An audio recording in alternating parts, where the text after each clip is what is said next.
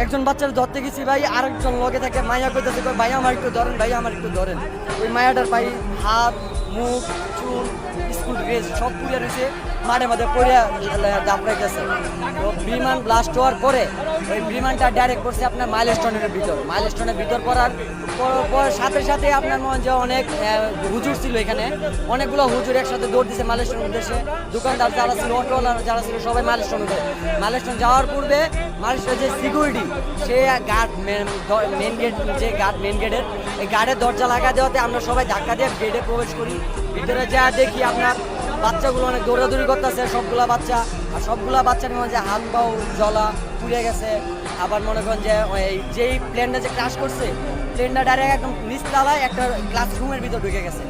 আর নিচতলায় ক্লাসরুম থেকে আপনার বাম সাইড থেকে, ডান সাইডে তো বাম সাইড থেকে আপনার পিলার, ডান সাইডে পিলারের কারণে বাচ্চা বের হইতেছে, সব বাম সাইড থেকে বের হইতেছে, সবগুলা বাচ্চা আগুন উপরে বের